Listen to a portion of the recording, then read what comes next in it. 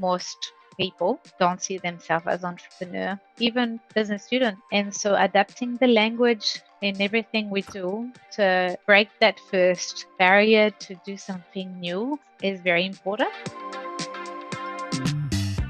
Hello, and welcome to the Entrepreneurship Podcast series. In this episode, Todd Davey, Associate Partner at UIIN, speaks with Lisa Martin, Innovation Lead at the University of Canterbury Centre for Entrepreneurship, to explore how one of New Zealand's leading universities is building a generation of innovators and changemakers. From designing a 10-week summer startup program to embedding Māori values, this conversation is packed with lessons for institutions seeking to empower students, nurture resilience, and connect more deeply with industry and society.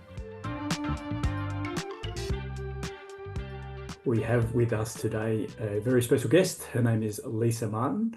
Now, Lisa, kia ora. Lisa, welcome to you. And just before we jump into it, Lisa is the Innovation Lead at the University of Canterbury Centre for Entrepreneurship, known as UCE. And she drives that program and empowers students to become changemakers and innovators. That's the language that they're using. Just looking at Lisa's very rich CV, she has over a decade of experience in the area of entrepreneurship, and she's had a central role in shaping UC's flagship summer startup program. And at this stage, from what I can understand, there's about over 1,500 students have gone through that program. So Lisa, thank you very much for joining us today. But I thought we might just kick it off by you giving us a quick overview of the sort of activities that you're doing at UCE, and just to give us an understanding of the context that you're operating in. Kia ora, Todd, and kia ora koutou katoa, everybody. And it's indeed my evening even, because it's now past 7 p.m. Definitely different time zone here. And my name is Lisa, and I've been the innovation lead here at the Centre for Entrepreneurship at the University of Canterbury for the last 6 years or so. So University of Canterbury is based in Ōtautahi, Christchurch, New Zealand. Just in case some of our audience were not sure where that is located. So University of Canterbury is one of the oldest university here in New Zealand, located in the beautiful South Island between the ocean and the New Zealand Alps. So beautiful location.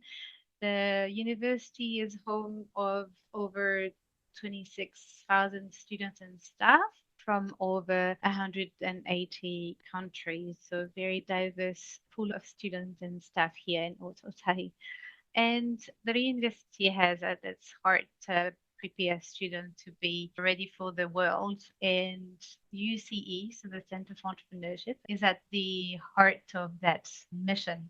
We sit within the business school in this multidisciplinary university, but our mission is a lot broader than just for the business school. So over the last 12 years and almost 13 years now, we've built programs that support students to become innovators, but also problem solvers and change makers. So with a strong emphasis on experiential learning, cross-disciplinary teams, and basically ready for real world challenges. Very briefly, as an innovation lead, my role is to support and guide this vision and support the creation of programs that are bold and inclusive and deeply grounded in this place, people, and purpose. Fantastic. Thanks for that overview. I'm wondering if you can just outline for us the sort of tenets that you have, because that's one thing that we understood when you were presenting in Amsterdam, was that there were some very strong tenets that you apply within your entrepreneurship program, which ripple through and have effect during those programs, and also the way that the students engage with those programs. So perhaps you could just explain those a little.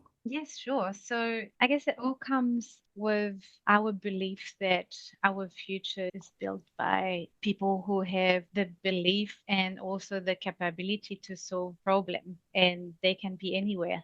They don't have to study business for this. And so our students and staff are an ongoing part in that. So they come from very various backgrounds. We want to develop their potential and their desires. It all comes first with that mindset. And then we want to build their confidence and then skills so they can take action in doing this. Physical space at the University of Canterbury is definitely a key element that brings people together, where like-minded people can meet and connect and learn of each other. and also experiment and fail safely, learn safely in a very welcoming and comfortable environment.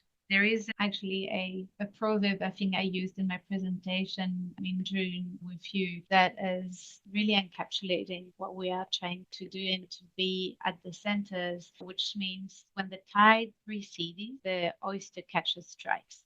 And it's all about being able to read the condition and making most of the opportunities when they arise. So we see very much the center as creating the opportunities for students and building their confidence, and so they can act decisively when the moment comes. So I hope that answers your question. Is there any elements in that you would like me to? Yeah, there really is, because I think one of the things I was really impressed with is that when you're listening to the head of an entrepreneurship program talk about their entrepreneurship program at a university, often they're talking about, oh yeah, we've had this many startups.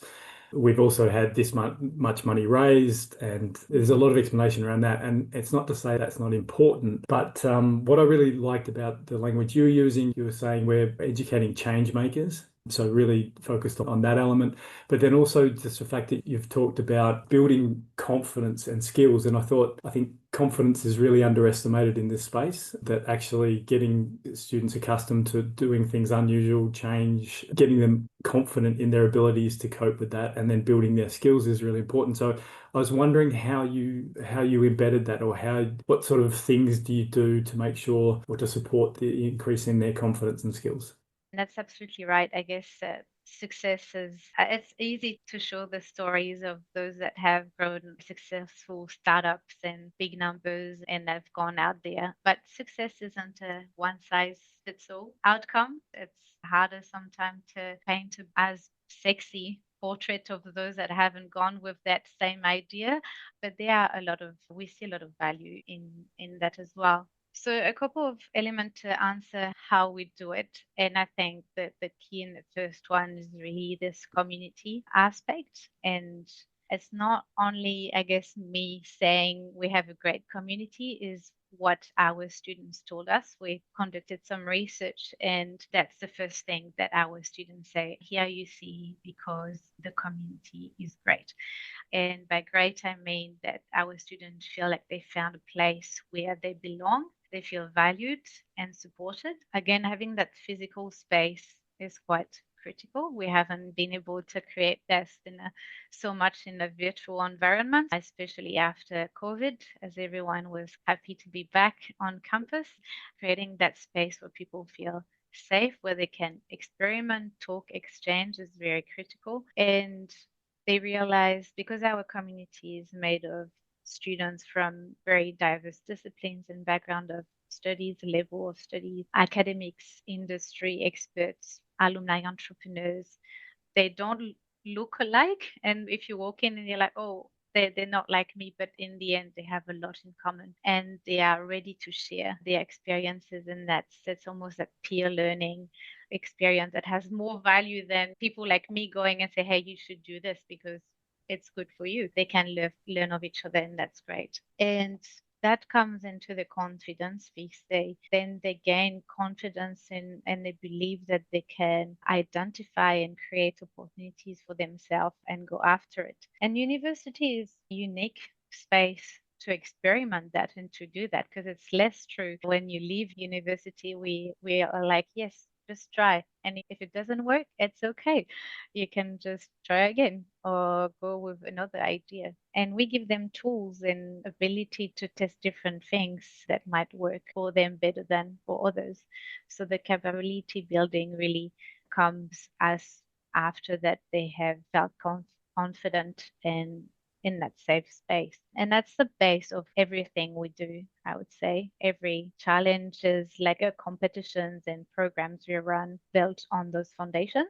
And so the last point maybe I would like to add is the connection piece. We add a lot of value within university because the center has this one foot in the industry and one foot inside the university. It's all about experiential learning. The real world needs the fresh perspective, needs the creative minds. They also love the pool of knowledge that is inside the university. And the students and staff, they need that real world experience touch. So we are the bridge between the two, and I think that's how we really bring the value.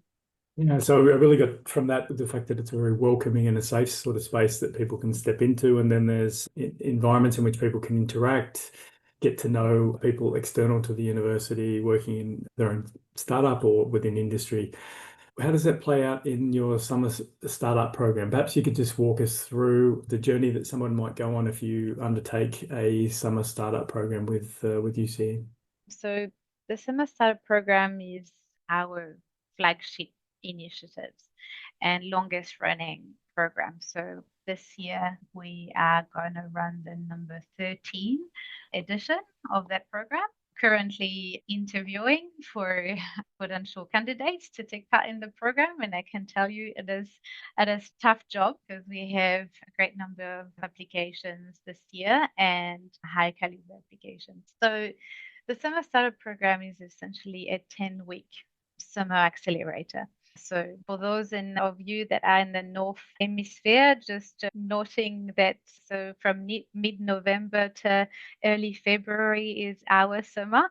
So that's why it's the summer startup program. And so it's a program where a student from any discipline can apply. It's as long as you have an idea, you're entitled to apply to the summer startup program. And every year we see a wide range of students applying from engineering faculty, business faculty, but also design, science, or even the arts that are coming in. In the last few years, a lot of business students, but also product design students have been well represented in our program, and I can come back to that. But it's a full-time venture development program, and it's a structured 10-week. So we cover top theme like problem definition, market validation, customer value proposition, journey mapping, all the business fundamentals, pathway to market and commercialization, and pitching is a big emphasis on pitching, especially in the second half of the program. And it also includes field trips, but also cohort bonding and founder well-being that we have increased, especially in those years of COVID, or when I started leading that program as something that I've incorporated on a weekly basis, because the entrepreneurial roller coaster of emotion is real. So it's something that is really integrated in this program now. It's extracurricular, and so designed to simulate the intensity of a real venture journey. That's why it covers, I guess, the whole journey. We do provide a number of scholarships to students so they are able to commit themselves full time over the summer, the same way they would go for an internship or a summer job. They might be creating their own job with that venture. So that's from that angle that we found critical to offer that scholarship. And as to link to what I've just said before, one of the, I guess, highlight and real value of that program is that we draw over 50 industry experts and entrepreneurs and also academic to come and deliver content to those innovators during each program. It's real world based, and they can connect and relate with people from the industry that are doing it. And it culminates with our summer startup showcase, which draws over 400 people from the Christchurch business, innovation, and university communities, as well as friends and family, where we put the top 10 of it's not a competition in the first place, but in the end, we do select a top 10 to be on the stage. But everyone gets some spotlights as well, with a poster exhibitions and other things. So that's what it is. Do you want to be a part of a global community where universities, businesses, and public organizations come together to solve the world's biggest challenges? At UIIN, we equip our members with the skills, tools, and strategies they need to create impactful partnerships that drive real-world change. Whether it's upskilling your team, strengthening your institution's partnership efforts, or becoming more entrepreneurial, UIIN empowers you with the knowledge and support you need. Join us today. Visit uiin.org to find the best plan for your organization. I really liked what you described as really you wanted to take them through the real adventure journey, you called it. I think this is really underestimated within entrepreneurship programs is that, okay, one thing is to manage the project, as in the startup, but the other thing is to manage the emotions of the students who are going through it. And invariably, if you want to do a realistic entrepreneurship program, you're going to have to take students through that process of not just coming up with an idea, but actually trying to make that work, finding out that their idea sucks, then finding out that perhaps if they just changed in a slightly different direction or potentially even a completely new direction, that they might be able to make advancement towards it working at some point. And so from that perspective, I just wanted to explore that a little bit. How do you support them through that process? Because in my experience, it's really important to support students through a process of failure and then call it recuperation or whatever you want to call it, but seeing them out the other side and into a happier space.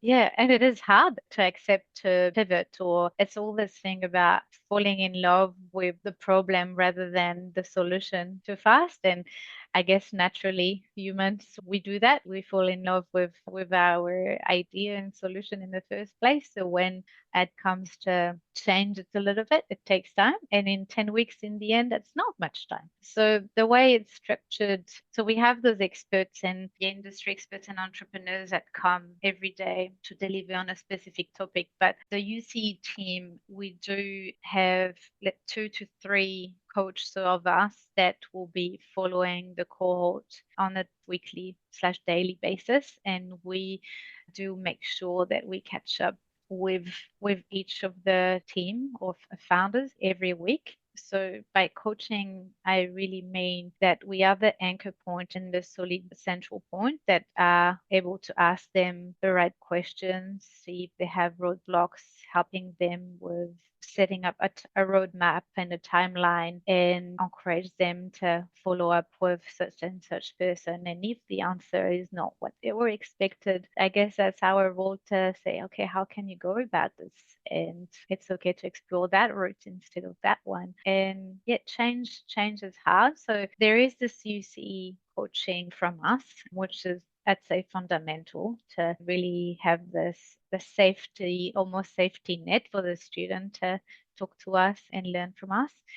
And then the community aspect come in again, because those 20 or so founders that are spending their summer together, they all work on something very different. As you see, we have at heart to select a very diverse pool of ideas. So they're not competitors and in a way.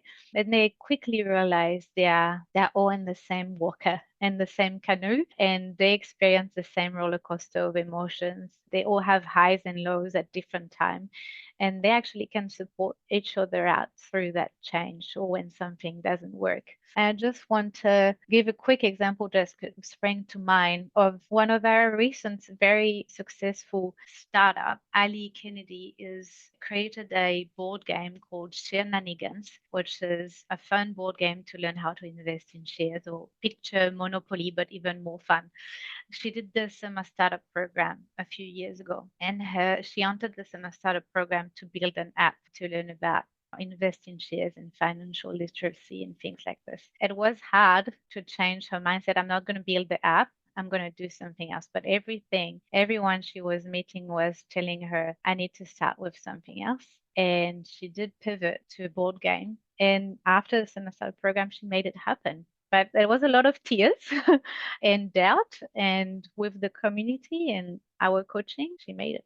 Well, it's a fantastic story. And I just got a bit of and I think anyone following what you're describing at the moment, there's a lot of values-based stuff there that I want to quickly pick up before we finish. Mm-hmm. But I just also wanted to give those practically trying to follow in your footsteps and understanding. You said it's a 10-week program.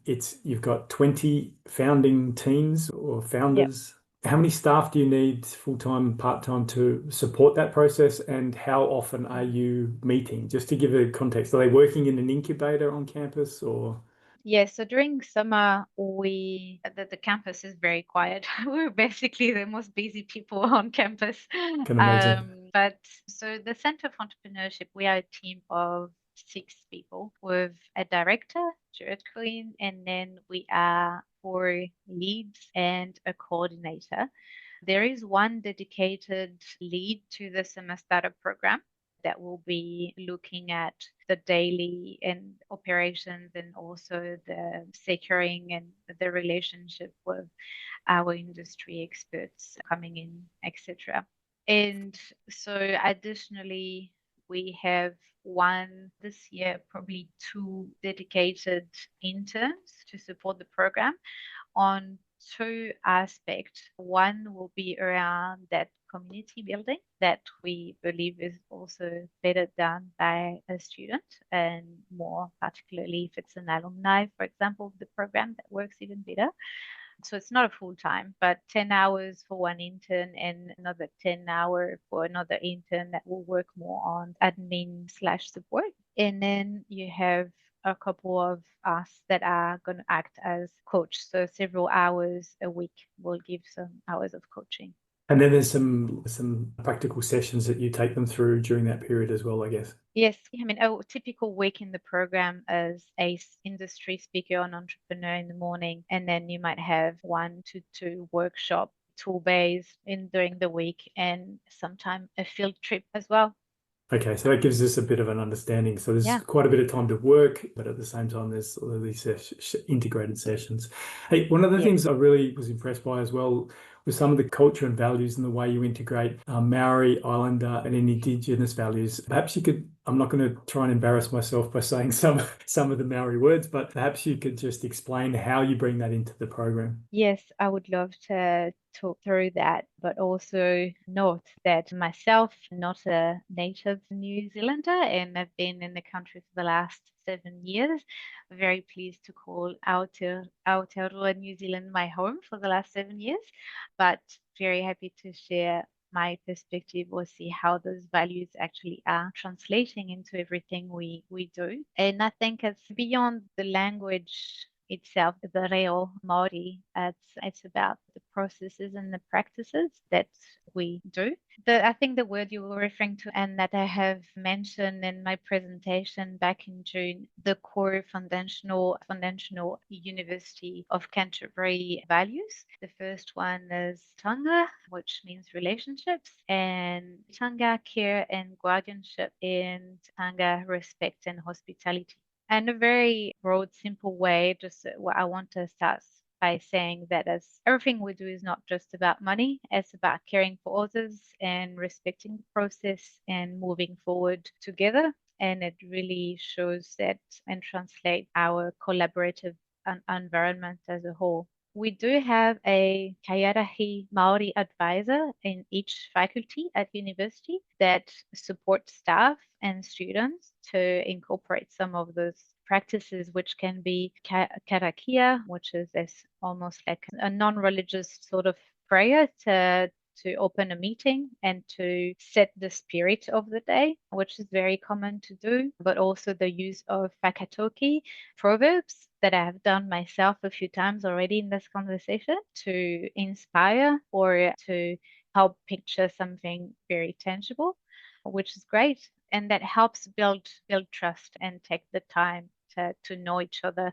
So that's one of the things. And even without using those terms or feeling comfortable practicing the language, the reo Māori, which I love to do, but not everyone feel comfortable doing. One of the simplest example that I can think of is take the time to share a bit about yourself, whether you are a lecturer, a staff, just take the time to share a bit beyond your CV.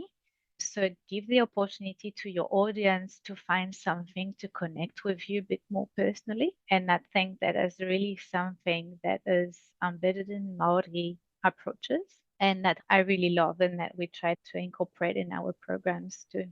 Oh, again, it's really nice to have some concreteness about how you do that, because I think it's one thing to say, oh yeah, we respect these values, but then how do you actually bring them into fruition? And having also, I've designed it's a 1-year entrepreneurship program where students intern in their own company. And one of the things that we were really hot on was to make sure that we were supporting the entrepreneur, not just the startup or the concept or the project they're working on.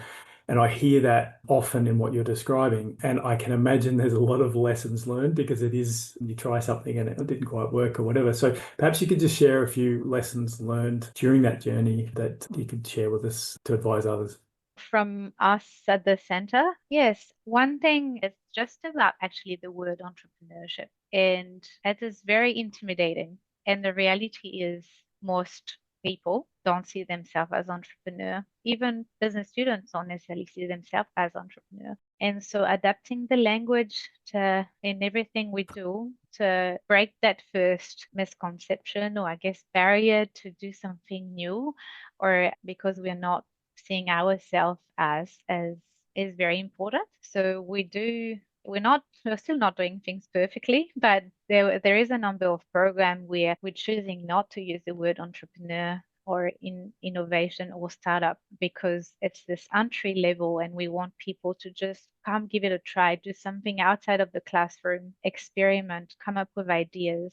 And so we do some hackathon style competition, for example, and we never use the word entrepreneur there, because we want all students from all background, all level of studies to come and apply and experiment and come up with ideas. And that's the first one. So that's a big one. And similarly, it takes time and maybe courage also to change within the different faculties in a multidisciplinary university. So entrepreneurship is also seen as a business school thing.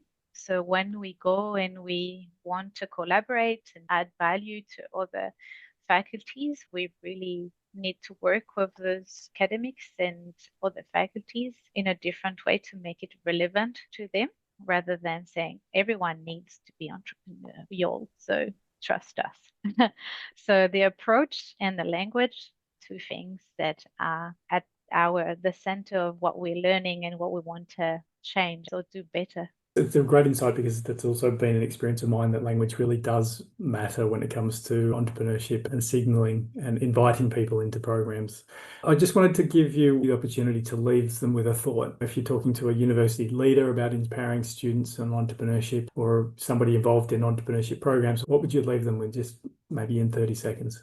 Yeah, I would like everyone to have in mind that if they create a safe, welcoming, inclusive space, and a space that is true to you, reflecting your values, I think as the best base and fundamental you can ever have, because it will represent who you are and you will attract people, like-minded people. So I would really encourage to stick to that. And maybe if I can use another whakatauki Māori to leave you with, it would be something like e waka e ke noa, which is we are all in the same canoe together. So collaboration is essential. Entrepreneurship is not a solo journey. I think that's a great way to wrap things up. Lisa Martin, thank you very much. For those interested, we have upcoming training events at UIN, including a couple of events next week. They are on site in Amsterdam, so feel free to sign up to those and come along. And we also have an online building startups at universities training program starting in October, so feel free to sign up for those. But again, I wanted to take this moment to thank Lisa again for her time. It's been a great insight into the program that you have there, and wish you all the best for the future. Thank you for your time today. Thank you very much. Kia ora tātou. Thanks. Thank you for listening to today's discussion. Follow UIN on LinkedIn, and if you're enjoying our podcast, make sure to subscribe, rate, and review in your podcast platform of choice to help other people find this content too.